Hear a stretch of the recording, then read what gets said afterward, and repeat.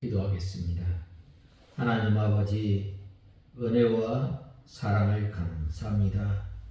저희들에게 귀한 날을 허락하시고 이 날을 통해서 하나님 나라를 맛보게 하시고 하나님의 나라의 평안과 기쁨과 안식을 누릴 수 있도록 귀한 날을 허락하여 주시고 또 저희들을 주님의 몸된 교회로 불러주신 은혜와 사랑을 감사합니다.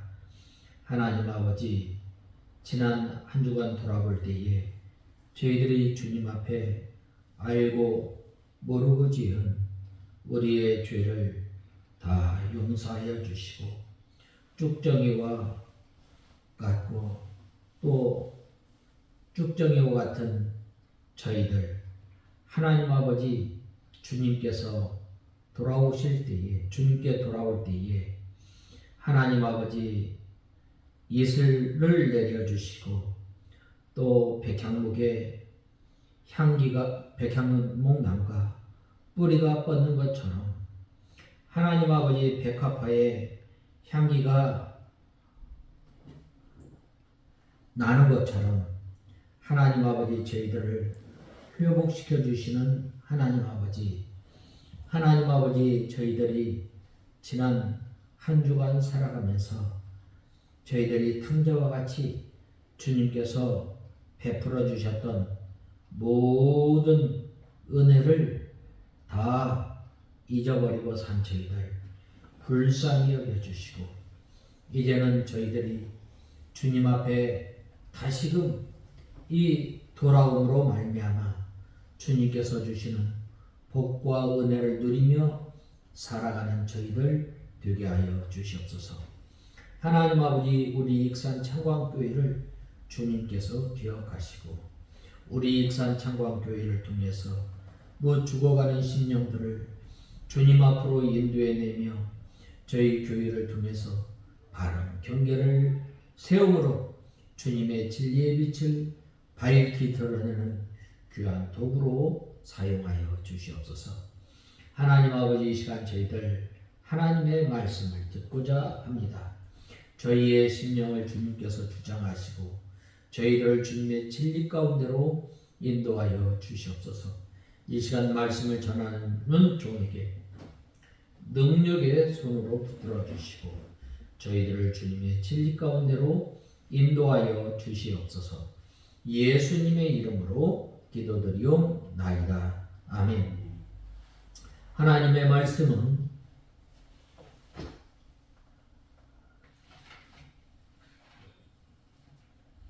요엘 1장 1절에서 20절까지 봉독해 올리겠습니다.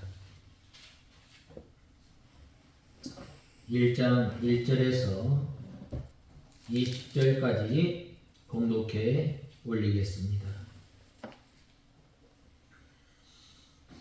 부두엘의 아들 요엘에게 임한 여호와의 말씀이다. 늙은 자들아, 이것을 들으라. 땅의 모든 주민들아, 귀를 기울여라. 이런 일이 너희 날들에나 너희 조상의 날들에 있었느냐? 너희는 이 일을 너희 자녀에게 말하고 또 너희 자손은 그의 자손들에게 또 그의 자손은 그 다음 세대에게 말하여라. 풀무치가 남긴 것을 메뚜기가 먹고 메뚜기가 남긴 것을 느치가 먹고 느치가 남긴 것을 황충이 먹었다. 깨어라, 술 취한 자들아, 너희는 통곡하여라. 포도주를 마시는 자들아, 울부짖어라. 이는 새 포도주가 너희 입에서 끊어졌기 때문이다. 참으로 한 민족이 내 땅으로 올라왔는데 강하고 수가 많으며 그들의 이는 사자의 이 같고 암사자의 어금니 같았다. 그들이 내 포도나무를 황폐하게 하고 내 무화과 나무 껍질을 벗겼다. 그들이 그것을 벗겨서 내버리니 그 가지들이 하얗게 되었다. 너희는 처녀가 젊을 때 약혼한 남자 때문에 베옷을 입고 애국함같이 하여라. 국식 제사와 부어드리는 제사가 여호와의 성전에서 끊어지니 여호와를 섬기는 제사장들이 슬퍼한다. 땅이 황폐하고 토지가 마르니 곡식이 떨어지고 새 포도주가 말랐다. 기름이 다 하였다. 부끄러워하여라. 동무들아 울부짖어라. 너희 포도원의 일꾼들아 이는 밀과 보리 때문이니 들판의 수확이 다 없어져 버렸다. 포도나무가 마르고 무화과 나무는 시들며 성료나무와 심지어 종려나무와 사과나무 곧 들의 모든 나무들이 말랐으니 참으로 사람들에게서 기쁨이 말라버렸다. 띠를 두르고 슬피 울어라. 제사장들아 제단에서 섬기는 사람들아 울부짖어라. 내 하나님을 섬기는 사람들아 와서 배옷을 두르고 밤을 지새워라. 이는 너희 하나님의 성전에서 곡식제사와 부어드리는 제사가 보류되었기 때문이다. 금식을 선포하고 성유를 소집하여 장로들과 그 땅 모든 거민들이 모아 여호와 너희 하나님의 성전에서 여호와께 부르짖어라. 슬프다 그날이여 여호와의 날이 가까웠으니 전능자가 보내신 파멸처럼 그날이 올 것이다. 음식이 우리 눈앞에서 끊어지고 기쁨과 즐거움이 우리 하나님의 전에서 끊어지지 않았느냐. 씨앗들이 그 흙덩이 아래에서 썩었고 창고들은 폐허가 되었으며 곡간들이 무너졌으니 참으로 곡식이 말라버렸다. 가축은 얼마나 신음하며 소떼는 얼마나 방황하는가. 이는 그들에게 그들에게 먹을 풀밭이 없기 때문이며 또 양떼도 고통을 당한다. 주 여호와께 내가 부르짖으니 이는 불이 광야의 초원을 삼키고 화염이 들의 모든 나무를 살랐기 때문이다. 또 들의 짐승들도 주께 부르짖으니 이는 물 흐르는 계곡들이 마르고 불이 광야의 초원을 삼켰기 때문이다. 오늘 본 말씀에 보면 여호와의 존으로 몰수히 모으고 여호와께 부르짖을지어다. 이 말씀을 제목으로 삼고 오늘 이 요엘 1장 1절에서 20절 말씀을 상고하고자 합니다. 이 요엘이라는 말은 나의 하나님은 나의 하나님이다 라는 뜻입니다. 이 요엘 선지자는 구약 성경에서 이 등장하는 이 기록한 이 선지자 중 최초의 선지자입니다. 이 요엘 선지자가 활동하던 그 시기는 대제사장 여호야다가 북이스라엘 왕 아합과 이세벨의 딸인 아달랴를 남유다의 왕위에서 몰아내고 다윗 왕가의 왕권을 복원함으로써 남유다 제8대 왕인 요아스가 이 남쪽 유다 나라를 통치하고 있었던 때입니다. 특별히 이 요엘이 활동하였던 이 시기는 바로 요시야 7세 연대인 BC 835년에서 이 790년과 같을 것으로 추정합니다. 바로 이 시기에는 바로 정치적으로 또 경제적으로 종교적으로 매우 불안정한 상태였습니다. 북이스라엘은 말할 것도 없이 남유다만 하더라도 요아스의 선왕들인 아하시아나 아달랴가 자신들의 정치적 추종 세력과 함께 북왕국 아합 왕가와 손을 잡고 범국가적으로 이 조장한 바알 숭배 풍조의 뿌리가 폭넓고 또 뿌리 깊게 남아 있었던 시기입니다. 예루살렘의 대제사장으로서 위대한 종교 지도자이자 남유다에 대한 북이스라엘 아합 왕가의 지배력을 물리친 혁명가이기도 하였던 여호야다의 생전에는 예루살렘 성전을 보수하고 또 종교개혁을 실시하던 요아스 왕조차도 여호야다가 세상을 떠나자 이내 여호와의 순수한 신앙을 저버리고 또 신앙의 열정을 잃어버렸던 것입니다. 그리고 정치적, 종교적 저항 세력에 부딪혀서 말년에는 흐지부지 종교개혁 의지를 포기하고 백성들의 우상숭배 행위를 묵인함으로 결과적으로 그에 동조하고 말았던 것입니다. 그래서 선민국가로서의 거룩하고 고귀한 기쁨은 사라지고 그저 각 개인별로 자기 방식의 삶을 추구하고 있는 형편이었습니다. 마치 이것은 사사시대에 하나님 보시기에 옳은 행위를 한 것이 아니라 자기의 옳은 소견대로 하나님을 섬기며 또 이방 신과 겸하여 섬겼던 것입니다. 한편 이때는 국제적으로는 아직 아수르가 근동 지역의 패자로 완전히 등장하기 이전 시대로서 이 팔레스틴 지역에서는 남북 이스라엘과 베니게, 블레셋, 에돔 등이 서로 팽팽하게 견제하면서 치열한 세력 확장을 강행하고 있었습니다.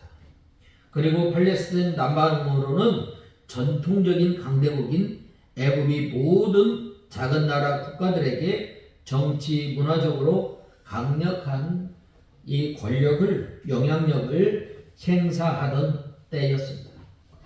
특히 이제 서서히 국제 세력 질서가 형성되어가는 이러한 과정에서 남북 이스라엘은 여호와의 신앙의 순수성을 지키기보다는 주변 국가의 다신론적 세속적 기류에 휩싸여 선민국가로서의 고유한 정체성을 잃어버린 채 그저 주변 여러 나라와 다툼 없는 세상 나라 중에 하나로 이 변질되어 가고 있었던 시기였습니다. 그러다가 갑작스럽게 전무후무한 메뚜기 대재앙이 남유다 온 땅을 휩쓸고 지나가기 전 국토가 황폐하게 되었습니다. 더욱이 극심한 가뭄까지 겹쳐서 백성들의 피폐와 고통은 극에 달하였던 것입니다. 그러자 백성들 중 일부는 이제 남유다는 하나님의 심판으로 완전하게 망하게 되었다고 절망하였습니다. 반대로 일부는 이것은 그저 우연한 이 자연재해일 뿐 잠시 후 이번 위기가 지나가면 모든 것이 다 정상화 될 것이라고 안일하게 생각하였습니다. 바로 이때에 여호와 하나님께서는 이 요엘 선지자를 보내어서 이 메뚜기 재앙은 그저 단순한 이 자연재해가 아니라 하나님 당신께서 선민 모두에게 보이시는 초자연적인 징조로서 장차 다가올 여호와의 날의 예시라는 사실을 깨우치게 하셨던 것입니다. 그리고 메뚜기 대재앙이 예시하는 여호와의 날이 도래하였을 때에 온 하늘과 온 땅이 울리고 흔들리는 대격변 중에 역동적으로 실현할 민족적 전우주적 스케일의 심판과 구원 사건의 이 소망을 펼쳐 보였던 것입니다. 온 세상의 마지막 날로서 여호와의 날이 도래하기 전에 그 징조로서 미리 발생할 이 말세의 몇몇 기이한 사건들을 예고하며 모든 백성들이 여호와의 날을 맞이하는 선민의 바른 자세를 갖추도록 가르치게 하였습니다. 한마디로 이 요엘서는 당대의 역사적 실제 사건인 메뚜기 재앙을 계기로 메뚜기 대재앙이 예시하는 여호와의 날의 비전을 제시하는 이 예언서입니다. 그러므로 우리는 이 예언서를 읽을 때 두 가지를 필히 전제해야 합니다. 첫 번째는 요엘서는 일부 본문들에서 중첩된 복수하시는 날로서의 여호와의 날과 세상 끝날의 단위적인 종말론적 여호와의 날을 동시에 복합적으로 예언하고 있다는 사실입니다. 구약 성경에서 여호와의 날은 어느 특정한 하나의 날이 아니라 하나님께서 이 땅의 역사에 결정적이고 또 초자연적으로 개입하시는 날을 포괄적으로 지칭하는 날입니다. 지칭하는 말입니다. 그래서 요엘 선지자를 기준으로 보더라도 과거 하나님께서 이스라엘을 역동적으로 구원하신 여러 역사적 사건이 이루어졌던 날들은 물론 남북 이스라엘이 여호와의 심판으로 무너진 날, 마카비의 종교전쟁의 승리의 날, 또 신구약 시대의 분기점인 메시아의 강림의 날, 그리고 물론 이 세상의 대심판의 날 등이 모두 다 여호와의 날로 불러졌습니다.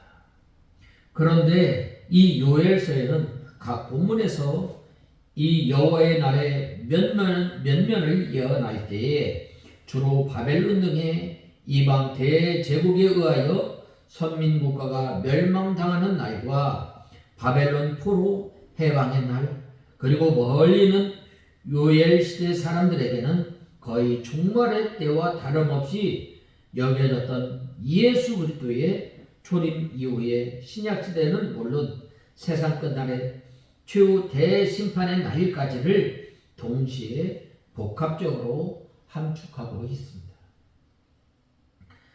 이런 소위 예언의 복합성은 기타 구약 예언서에도 자주 발견하는 특징적인 진술 방식이라 할 수 있습니다. 따라서 우리는 이 본문을 읽고 생각할 때에 필히 이 예언의 복합성을 전제로 각 본문이 구체적으로 어느 시기에 무슨 사건을 지칭하는가 문제를 이해하고자 할 때 매우 섬세한 주의를 기울여야 합니다.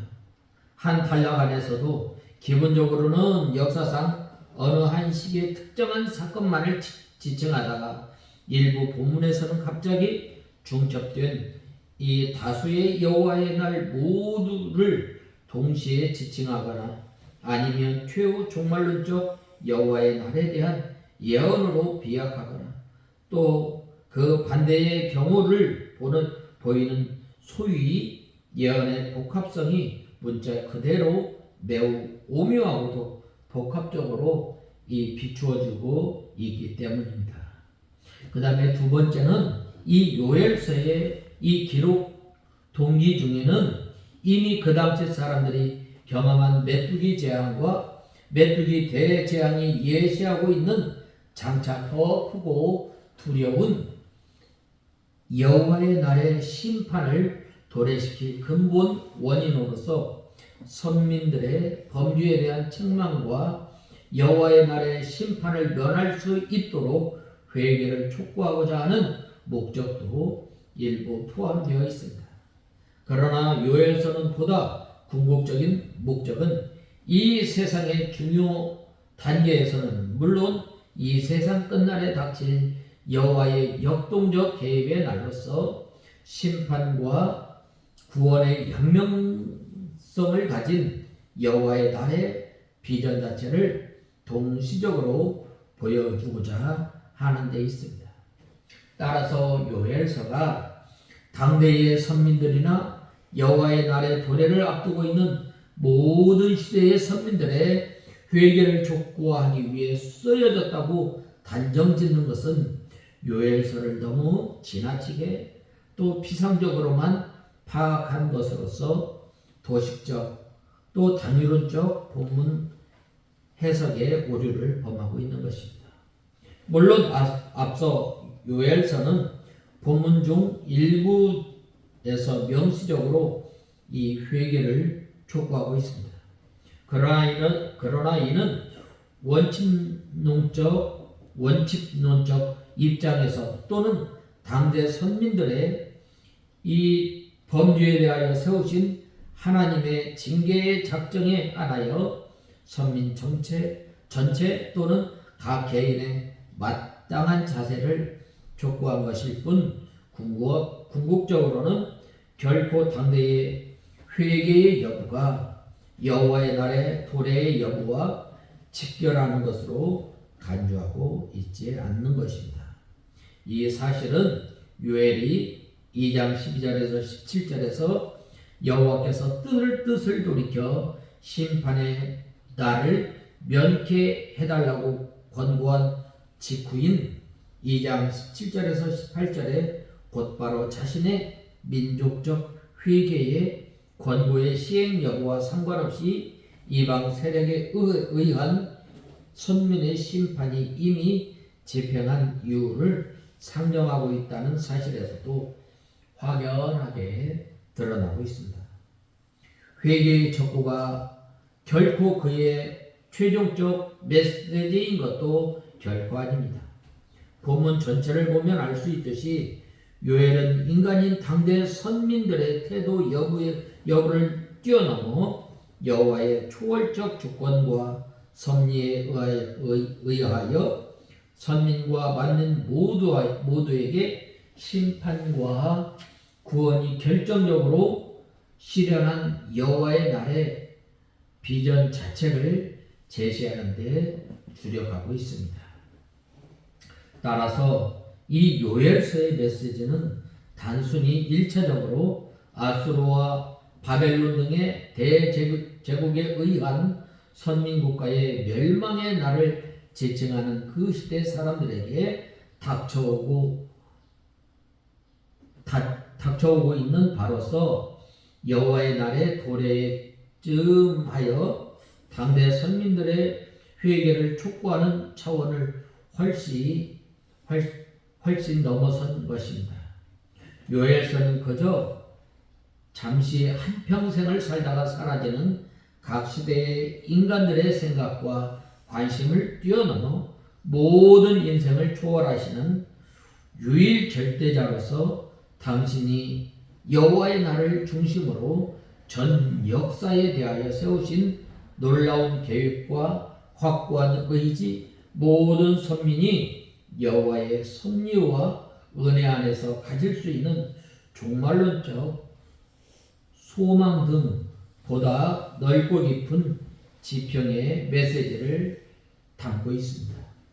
비단 요엘서뿐만 아니라 모든 구약 예언서들은 자기 시대 사람들이 각각 당면한 문제와 관심을 뛰어넘어 또한 각 시대 사람들의 생각, 소망, 태도를 뛰어넘어 도도히 진행한 역사들, 즉 이방 대제국을 동원한 하나님의 선민 심판, 남은 자를 중심으로 한 선민의 해방과 회복, 구약시대의 선지자들의 시대에서 본다면 머나먼 종말 시대로 간주하는 메시아의 강림과 그를 통한 현 역사의 종결과 심판 및 모든 구원의 종결 등 여호와 하나님께서는 모든 시대를 뛰어넘어 저 세상 끝날까지 주권적 초월적으로 작정하신 이 땅의 전체 역사 전체의 전개의 기본 과정과 핵심 사건들을 통시적으로 망라하고 있습니다. 따라서 우리가 예언서들을 지나치게 도덕적, 당위론적으로 해석하거나 그것이 기록한 배경되는 새 시대에만 한정하여 이를 이해하는 것은 각 예언서 본문이 합의하는 통시적, 거시적 맥락의 메시지와 그 안에 담겨진 역사를 망라하여 증거하는 예언적 메시지를 지나치게 제한하는 어리석음을 범하는 것입니다. 앞서 언급하였던 것처럼 이 요엘은 문서 선지자 중 최초의 선지자입니다. 그럼에도 불구하고 요엘서 신구약 성경을 막론하고 모든 성경 예언의 가장 궁극적, 결정적 이 동기라 할 수 있는 여호와의 날의 개념이 역사적, 종말론적 복합성을 구비한 채 심판과 구원의 양면성이 동시에 균형 잡힌 상태에서 통시적으로 제시하고 있습니다. 그리하여 여호와의 날에 대한 예언의 최종 형태인 신약 계시록과 비교할 때도 손색이 없을 정도로 그 기본 패턴과 핵심 구비 요소가 잘 갖추어져 있으며 상호 통일성을 보이고 있습니다. 한마디로 이 요엘서의 예언들은 시대의 제약을 받기 마련인 인간의 상식적 소망이나 예상의 수준을 뛰어넘고 있습니다. 이 같은 사실은 소위 고등 비평 신학자들의 생각과 달리 비단 여호와의 날이라는 신학적 개념뿐만 아니라 모든 성경이 세월의 흐름과 인간 사고의 발전에 따라 인간의 체험과 상상력이 가미되어 협성한 것이 아니라 이미 처음부터 여호와 하나님에 의하여 하늘에서 땅으로 선포한 계시의 말씀임을 새삼 깨닫게 해줍니다. 한편 이 요엘서와 함께 여호와의 날을 기본 동기로 한 예언을 기록한 책으로 스바냐서가 있습니다. 요엘서는 1차적으로 역사적 심판의 날로서 여호와의 날과 종말론적 구원의 날로서 여호와의 날의 대미를 중심으로 기록하였습니다. 반면 이 스바냐서는 예루살렘 함락을 정점으로 한 남유다의 멸망의 날을 가리키는 역사적 심판의 날로서의 대비를 중심으로 보다 간결하고 명료하게 예언사를 기록하고 있습니다. 물론 이 두 책의 주요 예언 본문들은 모두 다 예언의 다중성 내지 복합성을 반영하여 역사적 선민 심판과 회복 및 종말론적 만민 심판과 구원을 동시에 함축하고 있습니다. 그러나 요엘서의 여호와의 날의 비전이 보다 복합적이고 다면적인 반면 이 스바냐서는 보다 직선적이고 평면적이라 하겠습니다. 총 3장으로 구성한 요엘서는 거의 반반씩 분량을 차지하고 있는 전 후반 부분으로 나누어져 있습니다. 이 전반부 1장 1절에서 2장 17절은 1차적으로 남북 이스라엘의 멸망의 날을 지칭하는 여호와의 날의 도래에 대한 경고와 회개의 촉구입니다. 저자는 먼저 자신들의 눈 앞에서 펼쳐진 메뚜기 대재앙의 천상을 묘사하고 있습니다. 그리고 이 메뚜기 대재앙이 예시하는 바 더 크고 두려운 여호와의 날의 도래와 참상을 예언하면서 이 여호와의 날의 도래에 앞선 전 민족적 회개를 촉구하고 있습니다. 이 전반부에 예언한 여호와의 날은 주로 BC 722년과 BC 586년에 남북 이스라엘의 멸망의 날을 그 1차적 예언 대상으로 상정한 것입니다. 여기에 언급한 바 파비와 공포의 양상은 모든 여호와의 날에 공통한 것입니다.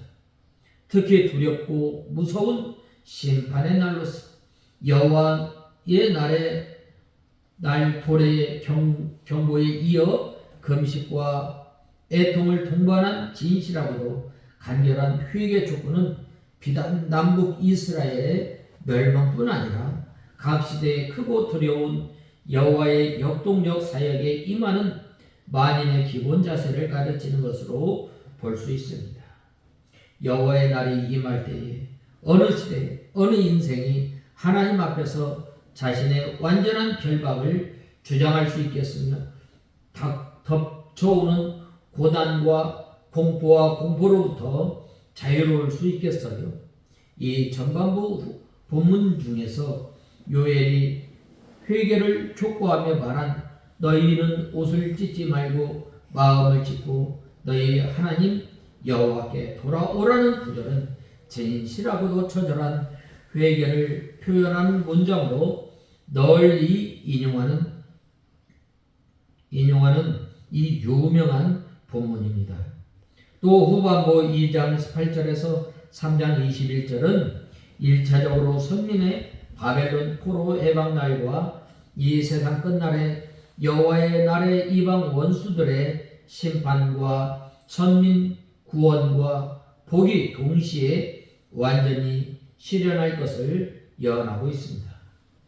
앞서 전반부가 주로 여호와의 날의 심판과 공포의 칙명을 예언한 반면 후반부는 여호와의 날과 축복의 측면을 주로 제시하고 있습니다.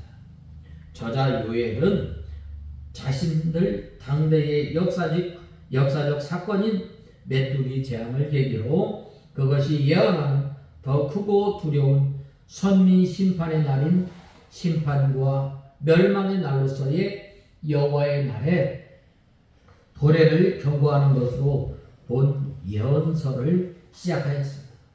그러나 여기에서 보듯이 이처럼 더 먼 훗날의 해방과 축복의 날, 심지어 세상 끝날의 종말론적 승리와 복락이 시작하는 날로서 여호와의 날의 비전으로 끝을 맺고 있습니다. 이는 당장의 현실에 얽매이기 마련인 인간의 한계와 상상력을 뛰어넘는 일이었습니다. 사실 요엘에게 있어서 전 국토가 폐허로 변해버린 현장에서 그나마 선민으로서의 축복의 원천인 여호와의 신앙을 상실한 채 우왕좌왕하는 자기 시대를 향하여 그 무엇보다 현실로서 닥쳐올 여호와의 진노와 징벌을 선포하는 것이 더욱 자연스러운 일이었으며 또 그것만으로도 한 사람의 자연인으로서는 감당하기 어려운 일이었을 것입니다. 그러나 여기에서 보듯 요엘은 절망의 현장에서 그리고 분명 선민을 향한 여호와의 크고 두려운 심판이 먼저 닥쳐올 것을 예언한 후에도 불구하고 끝내는 항구적이고 완전한 구원과 축복의 소망으로 비약하고 있는 것입니다. 이는 오직 전 역사에 대한 주권과 계획을 가지신 여호와의 계시에 의하여 가능한 일이었습니다. 비단 요엘뿐만 아니라 우리도 성경이 보여주는 바 하나님의 전 역사의 전개와 세상 끝날에 대한 약속에 근거한 위대한 소망 안에서 언제 어디서나 궁극적으로 우리의 전 존재가 저 영원한 천국에서 완전하고도 복락을 누릴 것이라는 흔들리지 않는 종말론적 소망과 기쁨을 누리며 살아가야 하겠습니다. 이것은 지금 이 순간에도 하나님의 말씀을 진실로 믿고 의지하는 자들이 체험하고 열려있는 비밀입니다. 반면 후반부 2장 28절에서 30절은 베드로에 의하여 오순절 성령 강림 사건을 예언한 말씀으로 인용한 것으로 유명합니다. 그리고 이어지는 2장 31절에서 32절은 본문은 천지가 요동하고 갱신할 이 여호와의 날에도 누구든지 여호와의 이름을 부르는 자는 구원을 얻을 것을 보장하는 간결하고도 확고한 선언으로 분명 대심판의 와중에서도 구원을 받을 소위 남은 자들이 분명히 있을 것임을 보여주는 구절로 자주 언급하고 있습니다. 우리가 앞서 살펴보았던 것처럼 우리는 이 하나님의 이 심판 가운데서 택한 백성들에게는 영원한 구원으로, 또 불택자에게는 영원한 하나님의 심판으로 이어질 것임을 말씀하고 있습니다. 그래서 먼저 첫 번째로는 너희는 이 일을 자녀에게, 또 그 자녀는 후대에게 고할 것이니라 라고 말씀하고 있습니다. 이 요엘이라는 이름이 성경에 많기 때문에 착오가 없도록 자기 부친이 부두엘임을 밝혀서 자기를 소개하였습니다. 여호와 하나님께서는 요셉을 불러 이 요엘을 불러 선지자적 사명을 감당하게 하였습니다. 하나님께서 요엘에게 앞으로 임할 전무후무한 큰 재앙을 예고하시고 그 말씀을 듣는 사람은 그것을 또 자기 자녀에게 고하여 대대손손이 전하라고 하였습니다. 우리도 이 기록한 말세의 환란을 우리 자녀들에게 고해야 합니다. 가르쳐야 합니다. 우리가 하나님의 말씀을 잘 가르쳐야 합니다. 신명기에서 보면 어떻게 가르쳐야 돼요? 바로 누웠을 때든지, 앉았을 때든지, 들어갈 때든지, 나갈 때든지, 또 이마에, 손에, 미간에 이 새겨서 여호와 하나님의 말씀이 그 입에서 떠나지 않도록 가르쳐야 합니다. 특별히 오늘날 이 시대에 우리가 얼마나 이 풍요와 이 번영을 구가하는 이 시대에 살고 있어요. 요즘 이 시대에는 이 종말이라면 먼 일로 생각하게 됩니다. 종말은 이 두 가지로 나눌 수 있습니다. 먼저는 우주적 종말이 있습니다. 또 하나는 개인적 종말이 있습니다. 우주적 종말은 이제 이 세계가 하나님께서 이 불로 심판하신다고 했는데 불로 심판하시는 것입니다. 또 하나, 이 개인적인 종말은 이 장차 우리의 생명을 다하는 날입니다. 이 날이 있음을 우리는 가르쳐야 합니다. 우리가 이 말세를 살아가면서 어떻게 살아가야 하는가? 사도 베드로가 말씀하였던 것처럼 우리가 허리를 등이고 근신하여 깨어 있어야 합니다. 왜냐하면 이 마귀는 마치 우는 사자처럼 이 자기 삼킬자를 두루 찾기 때문입니다. 우리가 참 이 시대에 얼마나 편한지 모릅니다.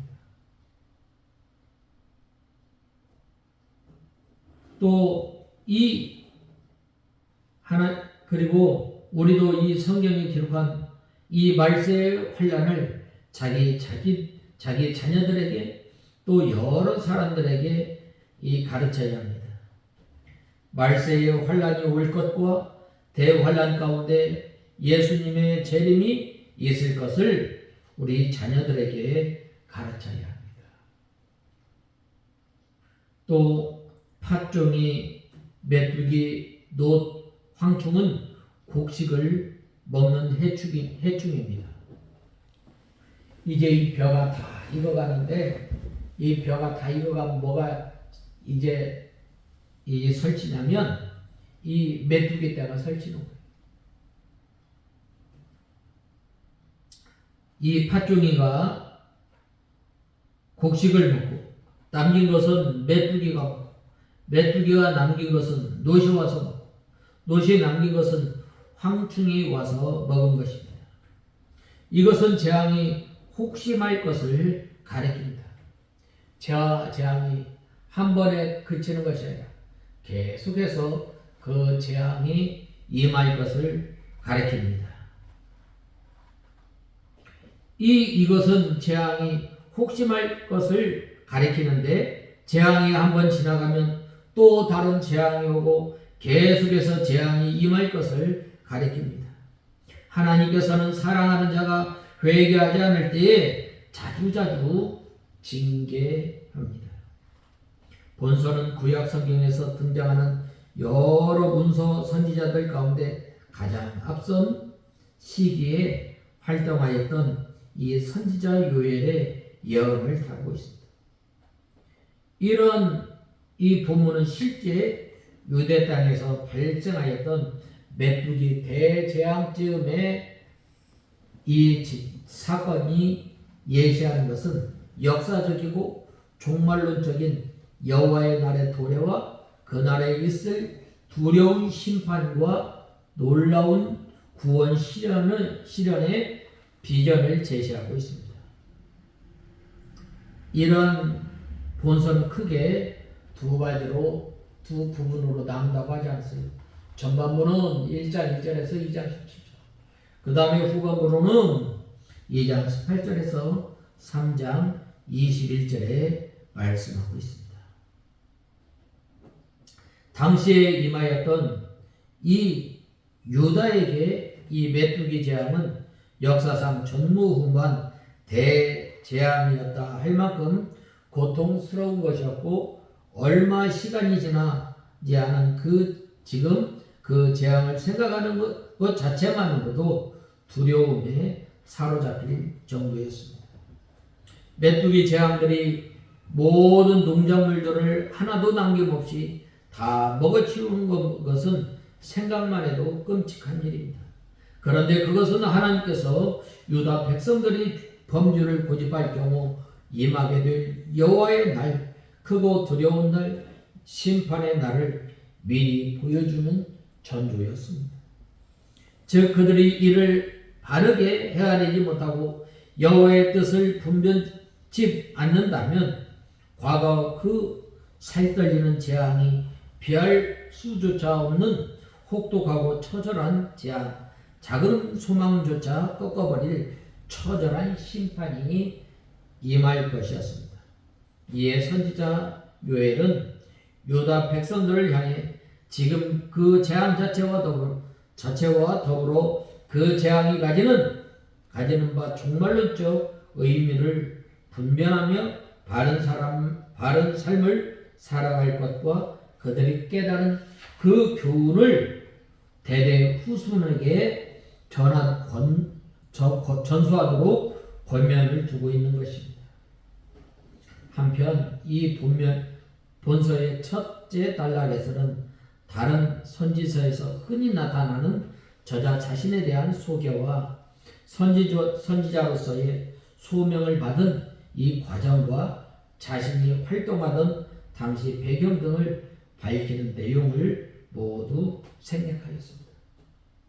그리고 단도직입적으로 본서의 핵심 주제인 여호와의 날을 예시하는 메뚜기 대재앙이 지닌 의미에 대하여 이 관심을 집중할 것과 이와 관련한 선지자의 예언의 말씀에 귀를 기울이고 이를 대대 손손에게 전하라는 내용만 강조하고 있습니다. 이러한 요엘 선지자의 진술은 다분히 의도적이라 할 수 있습니다. 그것은 당시 사람들의 마음을 온통 사로잡고 있던 메뚜기 대재앙이 함의하는 바 그와 비견조차 할 수 없는 크고 두려운 여호와의 날에 대한 준비가 실로 급박한 것임을 일깨우기 위함입니다. 실로 시대의 징조를 분별하고 장차 하나님께서 행하실 일을 바로 깨닫고 그에 바르게 대처하는 길을 찾는 것은 과거 유다 백성들뿐만 아니라 오늘을 살아가는 우리 성도들에게 있어서도 매우 중요한 사안임을 우리는 알아야 합니다.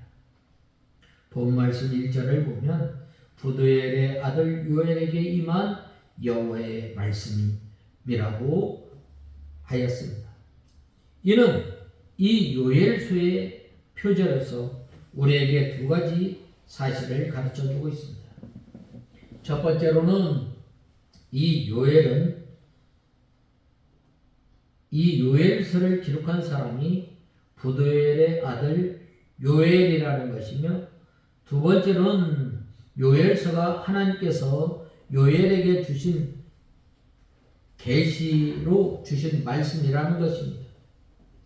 이처럼 그 서문에서 저자의 신상과 말씀의 신적 권위를 강조하는 것은 모든 이 구약 선지서들의 기본적인 형식입니다. 그리고 어떤 선지자들은 이에 더하여 선지자 자신들이 활동한 시기조차 밝히지 않고 자신의 이름과 자기가 전하는 메시지의 신적 권위만을 밝힌 채 곧바로 본론으로 들어가고 있습니다. 그런데 요엘을 비롯한 다른 선지서들을 보면 하나님의 계시의 말씀을 기록하는 저자로서 자신의 신상에 대해 밝혀야 할 꼭 필요한 몇 가지 정보들, 예를 들어서 이 활동한 시기와 이름, 그리고 거기에서 좀 더 나아가 자신의 가문과 신분 정도를 밝히고 있을 뿐입니다. 이러한 사실이 의미하는 바가 무엇이겠어요?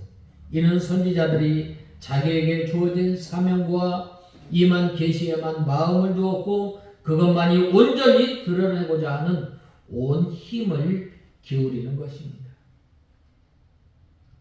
그리고 그들은 하나님의 계시, 하나님의 뜻을 행하는 일에 온 관심과 열심을 집중하였고, 예언의 말씀을 기록하는 일에도 오직 하나님의 말씀만이 온전하게 기록하도록 철저히 자신을 숨겼고 자신을 드러낼 필요성조차 느끼지 못했던 것입니다. 이러한 요엘과 다른 선지자들의 모습은 그들이 자기 자신에 대하여 하나님의 부름받은 종이라는 사실을 한시도 잊지 않음을 단적으로 보여주는 것입니다. 세상에 어떤 심부름꾼이 자기 자신이나 자기 자신의 경력과 이력, 자기 배경을 내세우려고 하겠어요? 특별히 이때 당시에 이 왕의 어명을 받들어 이를 알고자 떠난 이 왕의 어명을 듣고 서 있는 사람들에게 자기 자신이나 자기 자신의 경력이나 배경을 내세운다면 얼마나 불충하고 얼마나 불경스럽겠어요.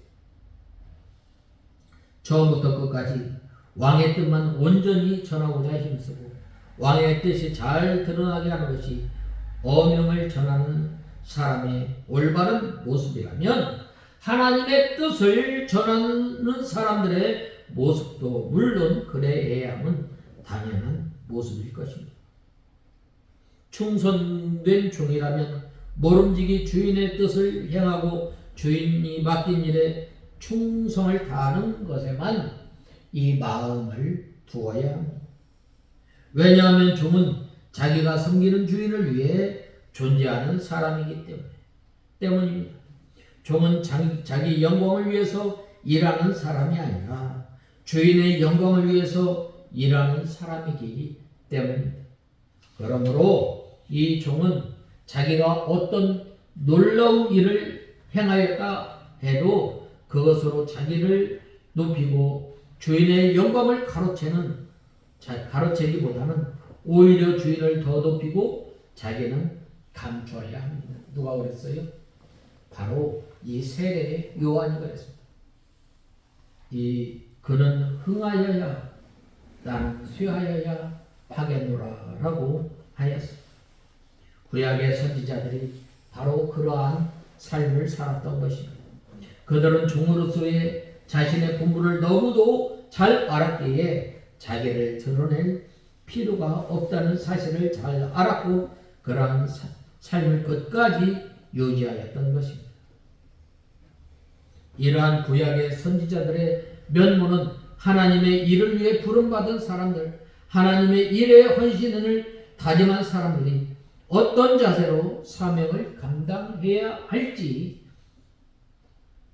잘 그 근본 태도를 일깨워 준다 할 수 있습니다.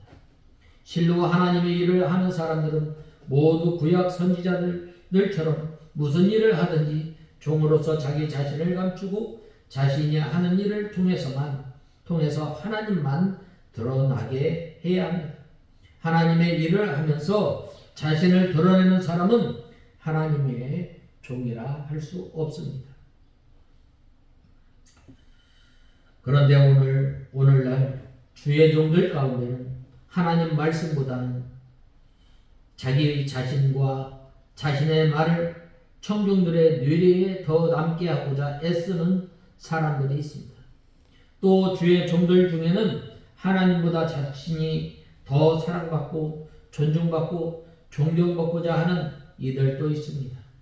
하나님의 일을 감당하는 이 봉사하는 사람들 가운데는 하나님보다 자신의 노고와 열심, 희생을 칭찬받고 인정받고자 하는 사람들도 있습니다. 이런 사람들은 주인이신 하나님께로부터 어떤 상도, 어떤 복도 기대할 수 없을 것입니다.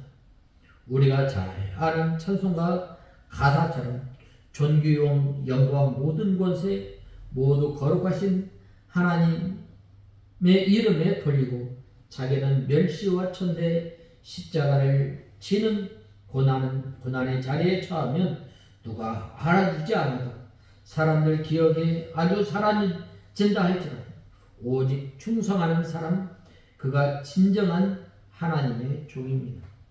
세상 모든 사람들은 그를 잊는다 할지라도 그 이름이 신실하신 하나님께서 영원히 기억하시며 영원한 상급과 복으로 갚아주시는 하나님이십니다. 우리들은 다 이 선지자들과 같이 하나님의 일을 감당하기 위해서 자기의 모든 것을 내어버리고 이름 없이 빚도 없이 살았던 것처럼 우리가 그러한 삶을 살아가는 저와 여러분이 다 되어야 하겠습니다. 다 같이 기도하겠습니다. 하나님 아버지 은혜와 사랑을 감사합니다.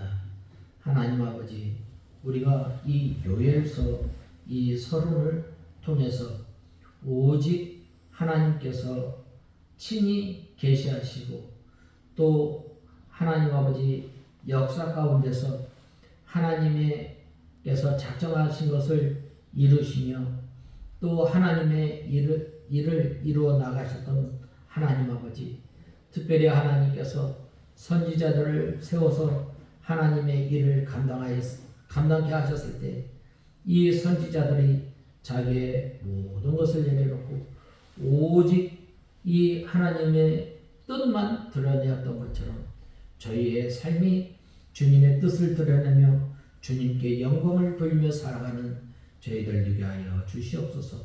예수님의 이름으로 기도드리옵나이다. 아멘.